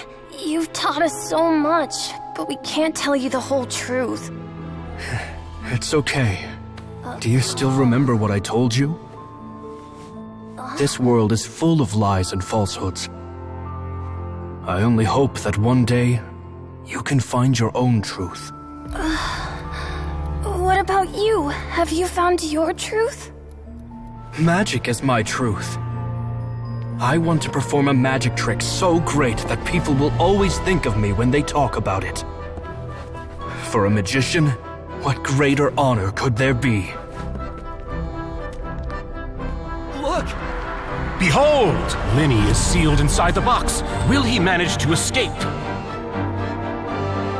10 years ago, Caesar attempted this very trick, and it was at this precise moment that... Lyney! Watch out!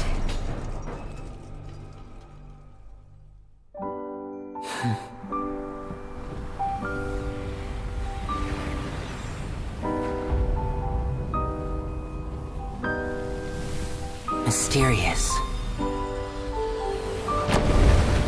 Surprising. And logic-defying. Isn't that right? This honor belongs to you, Caesar.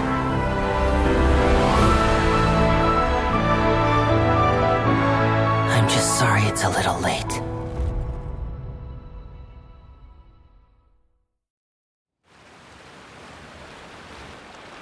Did you see that?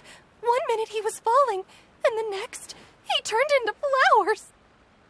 How could he possibly have done that? How mysterious. I didn't blink once. He just vanished right in front of my eyes. What a heart-stopping magic show. This was really worth the trip. Caesar's name has finally been cleared, and Fontaine's new star magician Lyney has fulfilled a wish on his behalf. Oh, I couldn't ask for a better grand finale. It will make a great headline for the Steambird tomorrow, even if I do say so myself. Whew. Looks like everyone really loved Lyney's grand finale.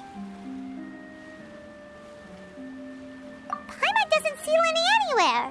Where'd he go? Oh, Lynette said he'd be waiting for us at the usual haunt. But, oh, you mean the one where Caesar's buried? Yeah, that's probably it. This whole magic show kinda seemed like Lyney's way of saying goodbye to Caesar. So it makes sense that that's where he'd be afterward. Alright, let's go look for him there.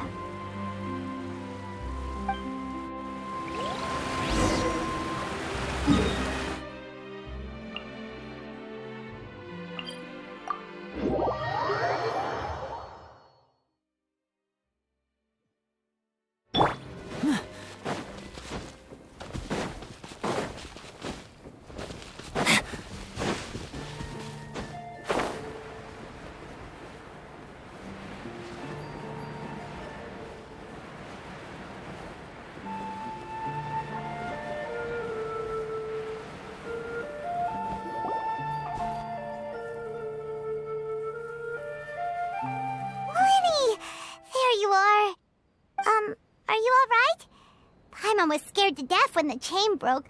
Paimon was sure something had gone horribly wrong. Magic is a performance art.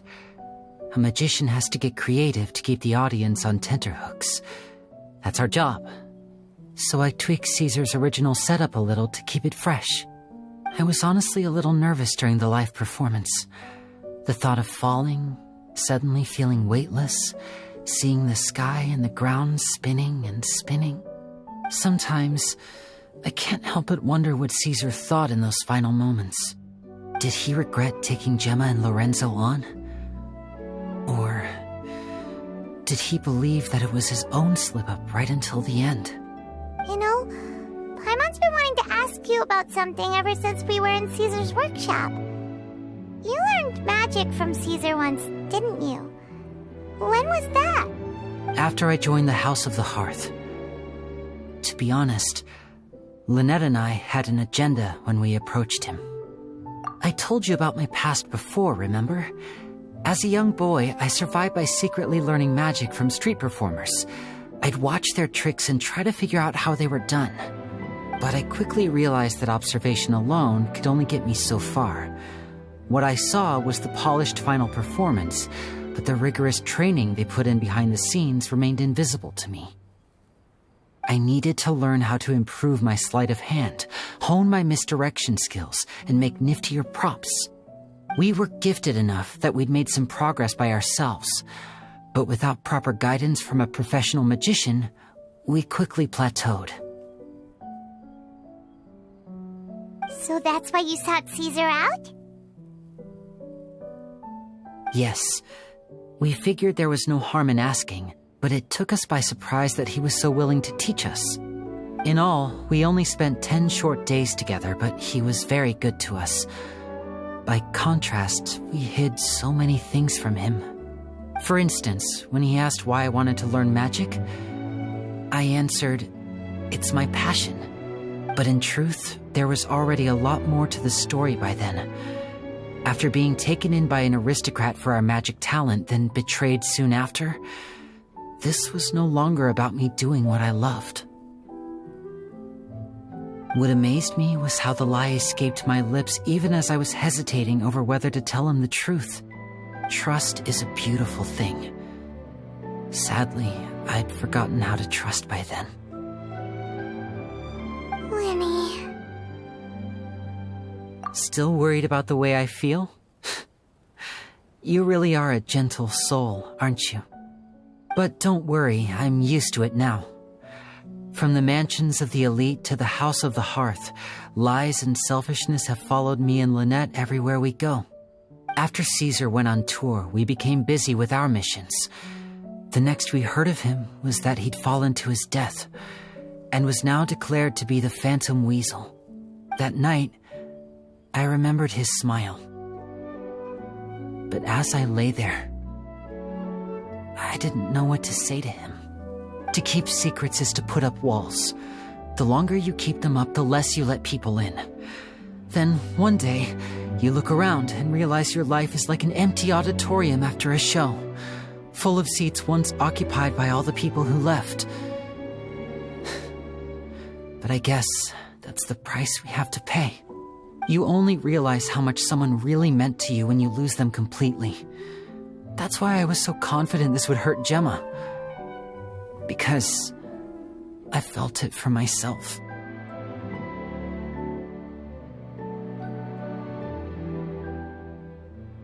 Yeah, cheer up, Lyney. We've had to say our fair share of goodbyes during our journey, too. But whatever happens, Paimon always believes in what tomorrow brings. Delicious food, fun toys, and the traveler by my side. Paimon just needs to focus on things like this, and all the unhappy stuff goes right out the window. You know, Traveler, doesn't that kind of make you Paimon's truth? Exactly. It's the same for me and Lynette. We are the truest thing each other has in the world, and nothing can replace that. Life has taken plenty from us, like it did from Gemma. But at least it left us with each other. That's what gave us the strength to get through the darkest days. That's why the darkness never consumed me and why it never will. Maybe we live in the shadows too, but we remember every precious ray of light that shines through. All right, time to lighten this conversation up a little. What did you think of the show tonight? Were you happy with it? It was amazing! Paimon just wishes we hadn't been so distracted with the Gemma situation. We spent most of our time in the opera house just talking and pretty much missed the entire first half of the show. Lyney, could you do just one more trick for us? Whoa, that's a bit of a tall order, I'm afraid. The show's just finished, so my sleeves are decidedly card-free right now. Aw, come on! Surely you can think of something. The Lyney Paimon knows can do anything if he puts his mind to it. Oh, all right then. I'll give it a go, but only because it's you. Watch closely. I have a flower in my hand. You liar! There's nothing in your hand! We ain't going along with this! Huh? My goodness, you're right. But I could have sworn I brought one here with me. Okay, try this. Count down with me. 3, 2, 1. 3, 2, 1. Now, have another look around. Maybe the flowers appeared somewhere else. Really? Let's see. Wow, there it is! Oh, this is a different flower from the last time, right? This one's called, a rainbow rose. But more importantly, Paimon has to know how the trick is done. Please, Lyney, pretty please! Well, if you want to learn magic, you'll have to start by addressing me as teacher. Ugh. Fine. Please, teacher, please! Since you asked so nicely, I'll share one little tip with you. Namely, the student of magic cannot solely rely on others being prepared to reveal their secrets. You have to observe, think, and find the answers for yourself. Is that it? Look at the time. We shouldn't linger here too long. Thanks again for coming to see my show. I bid you both good night. I look forward to seeing you again. All right, fine. See ya. Shall we head back now, too? Oh, Paimon can't wait to read The Steambird tomorrow. Paimon bets Lyney and Caesar will be plastered all over it. Let's head to the Steambird's offices tomorrow morning and see what we can find out.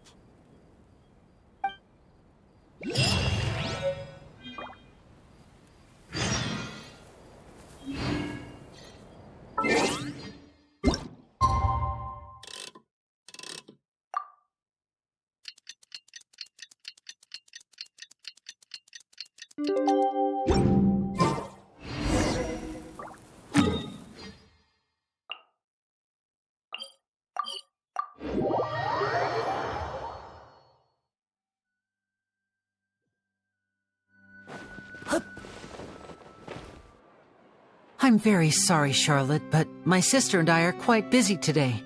I'm afraid we'll have to decline this interview. Oh, please, Lyney, I'll only take a moment of your time, if you would be so kind. Huh? What's happening here? I spent all night writing my piece about the Phantom Weasel, and it was going to go to print this morning. But just as dawn broke, I suddenly received news that Caesar's fiancée, Gemma, had contacted the guards and confessed to having been the real Phantom Weasel all along. That was quick. Too late, bro. That was quick, you say? It sounds like I've got some catching up to do. Please, fill me in. Aha! My instincts did not lead me astray. You do have something to hide. Gemma turning herself in must have something to do with Lyney's performance last night. Maybe watching my high-altitude escape trick reminded her of a better time with Caesar, and she could no longer ignore the voice of her conscience. Okay then. Wait, no, there must be more to it.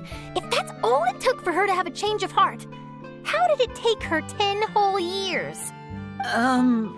Well...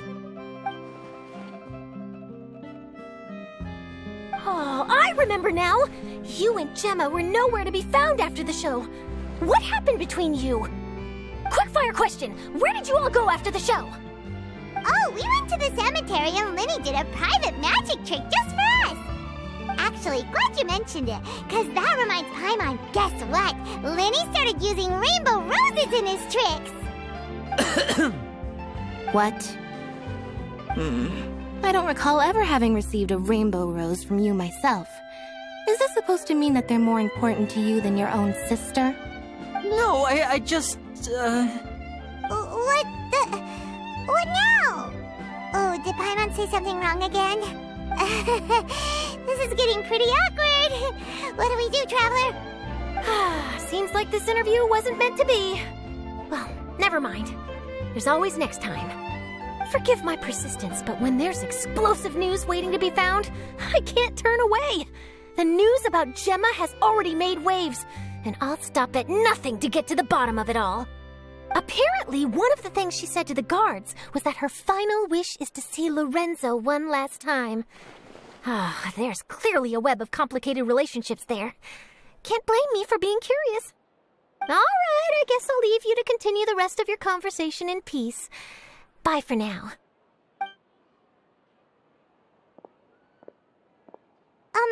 Lynette? Paimon didn't mean to... Don't worry, I wasn't angry. I was just trying to distract her. Oh, really? Oh, thank goodness. You scared Paimon there. Phew. You and me both, Paimon. You and me both. At least it did the job, right? Please, take good care of that rainbow rose. I'd be really upset if you lost it.